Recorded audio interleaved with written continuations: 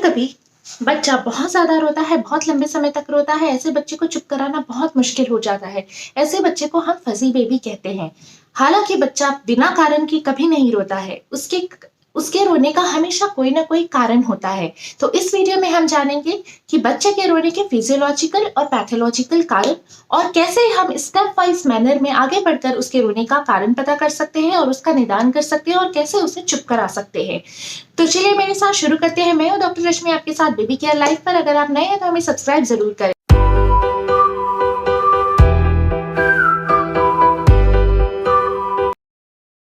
तो सबसे पहला और जो मोस्ट कॉमन कारण होता है वो है भूख लगना। अक्सर 80 to 90% टाइम में बच्चा जो है वो भूख लगने के कारण ही रोता है।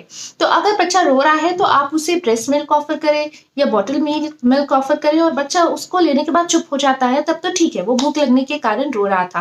सेकेंड जो कॉमन कारण होता है वो डायपर से रिलेटेड प्रॉब्लम्स होती हैं। तो आप ये जरूर चेक करें कि उसका डायपर बहुत ज्यादा गीला तो नहीं है, लीक तो नहीं हो रहा है या उसे डायपर रैश या किसी और प्रकार की एलर्जी तो नहीं है। कभी कभी बच्चों के जो जेनाइटल्स होते हैं वो ठीक प्रकार से क्लीन नहीं होते हैं, वहां थोड़ा कचरा जमा हो जाता है जो बच्चे को इरिटेट करता है और वो उसकी वजह से बच्चा बहुत रोता है। तो आप उसका एक बार हाइजीन का भी ख्याल रखें और एक बार उसे चेक करें और उसका डायपर आप चेंज करने के बाद नोटिस करें कि उसके बाद वो कैसा फील कर रहा है। अगर बच्चा अभी भी रो रहा है तो जो थर्ड चीज चेक करनी होती है वो है टेम्परेचर। कभी कभी बच्चा बहुत गर्म हो जाता है या बहुत ठंडा हो जाता है तो वो बहुत इरिटेबल होता है।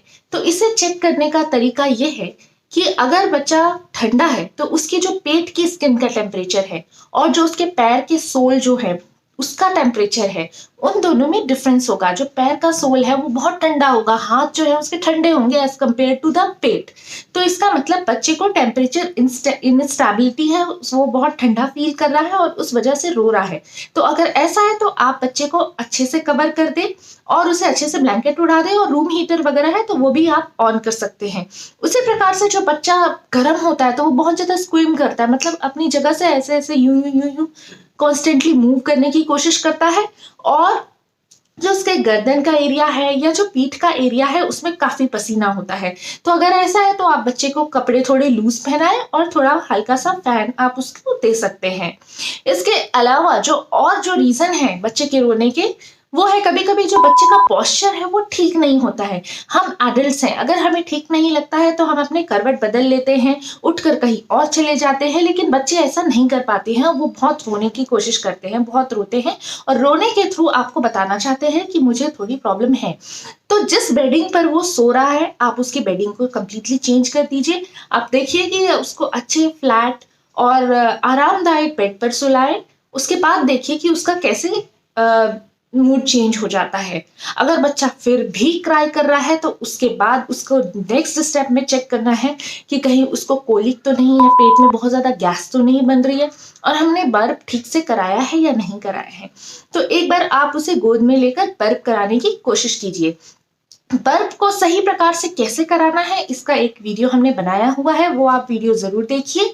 हर 5 में से एक बच्चे को कोलिक की वजह से प्रॉब्लम होती ही है। बच्चा लगभग एक दिन में 3 घंटे रोता है और हफ्ते में ऐसा 3 दिन वो करता है तो काफी ज्यादा चांसेस है कि बच्चे को कोलिक की प्रॉब्लम हो। तो ऐसे में आप नियोप्रिप्टेन ड्रॉप दे सकते हैं। इसका भी हमने वीडियो बनाया है, हाउ टू बर्प बेबी में इसके बारे में भी बताया गया है, तो ये वीडियो आप देख सकते हैं। उसके बाद बेबी काफी रिलैक्स फील करता है, जब उसका गैस निकल जाता है बेबी काफी रिलैक्स फील करता है और आरामदायक हो जाता है। जो नेक्स्ट कारण है वो है फटीग। जी हाँ, जैसे हम एडल्ट्स हैं, हम थक जाते हैं, हमारे हाथ पैर में दर्द होता है, वैसे ही बच्चों के लिए भी होता है। बच्चे की कई सारी छोटी छोटी एक्टिविटीज उनके लिए बहुत हैवी होती है, वही करने में वो बहुत थक जाते हैं।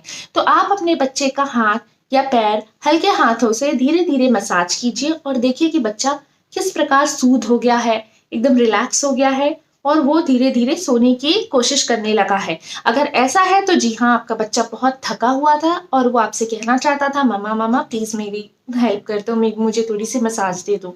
तो ये भी एक रीजन होता है फटीग भी। उसके अलावा एक रीजन है बोर होना। जी हाँ, जैसे हम बोर होते हैं बैठ के लेटे लेटे, वैसे छोटे बच्चे भी बोर होते हैं।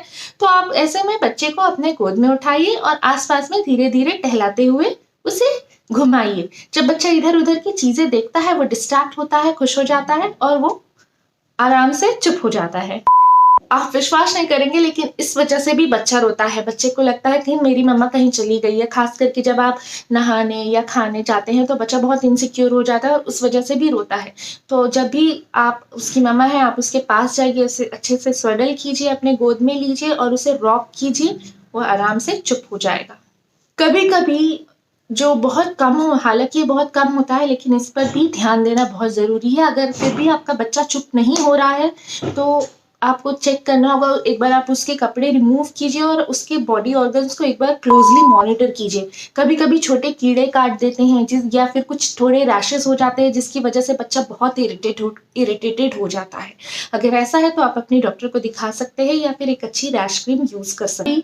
उसके बॉडी के कुछ पार्ट्स में दर्द हो जाता है, जैसे हाथ, पैर, किसी वजह से, किसी एक्सरसाइज़ करने की वजह से, कूदने की वजह से या कुछ और एक्टिविटी करने की वजह से हाथ-पैरों में दर्द हो जाता है। तो उसका पता आप कैसे लगाएँगे? धीरे-धीरे उसके हाथ को मूव कीजिए, पैर को मूव कीजिए, उसकी बॉडी को हल्का-सा मूव करके देखिए।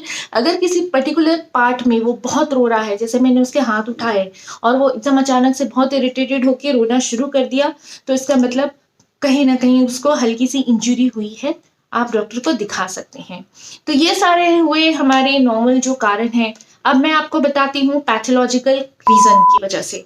पैथोलॉजिकल वो रीज़न है जो किसी बीमारी की वजह से होता है, किसी बीमारी की वजह से बच्चे बहुत ज़्यादा रोते हैं, तो इसका पता कैसे लगाएँ और डॉक्टर के पास कब जाएँ? अगर आपका बच्चा कॉन्स्टेंटली 2 घंटे से लगातार रो रहा है, बिल्कुल भी चुप नहीं हो रहा है, खाना नहीं खा रहा है, फीड नहीं ले रहा है अपना, मोस्ट इम्पोर्टेंट, जब बच्चा अपना फीड लेना छोड़ दिया मतलब बहुत ही सीरियस प्रॉब्लम है, इस बात को आप हमेशा ध्यान में रखिएगा। बच्चा बहुत डिहाइड्रेटेड दिख रहा है, उसकी आँखें एकदम सनकन हो गई हैं, उसके सर का जो तालू है वो एकदम अंदर धँस गया है और बच्चा एकदम लेथार्जिक हो गया है, मतलब सुस्त हो गया है। अगर आप उसके हाथ-पैर छुएँगे तो ऐसा लगेगा जैसे कोई टोन ही नहीं है, उसमें कोई जान ही नहीं बची है, एकदम बच्चा अपने आप को एकदम रिलैक्स, एकदम ढीला छोड़ देता है। अगर ऐसा है तो ये एक बहुत सीरियस कंडीशन है, ये सेप्सिस, इन्फेक्शन या कुछ और हो सकता है। साथ ही बच्चे का टेम्परेचर देखिए कि कहीं वो गर्म तो नहीं है। अगर फीवर है तो आप तुरंत डॉक्टर के पास ले जाएँ। तो ये जो मैंने 3-4 आपको रीज़न बताए कि लेथार्जिक हो जाना, डिहाइड्रेटेड हो जाना और खाना छोड़ देना और फीवर होना, ये बहुत ही इम्पोर्टेंट कारण हैं जिनका पता लगाना बहुत ज़रूरी है एज़ अ मदर और एज़ अ फादर। और ऐसे कंडीशन में आपको इमीडिएटली अपने डॉक्टर के पास जाना चाहिए, अपने पीडियाट्रिशियन के पास जाना चाहिए। तो ये सारे कारण थे जो अभी हमने देखे कि बच्चा फज़ी होके क्यों रोता है। ऐसे ही और वीडियो देखने के लिए आप हमें सब्सक्राइब ज़रूर करें, बेबी केयर लाइव, और हमसे जुड़े रहिए। मैं हूँ डॉक्टर रश्मि, एक बार आपके साथ फिर मिलेंगे हम नए एपिसोड में। बाय।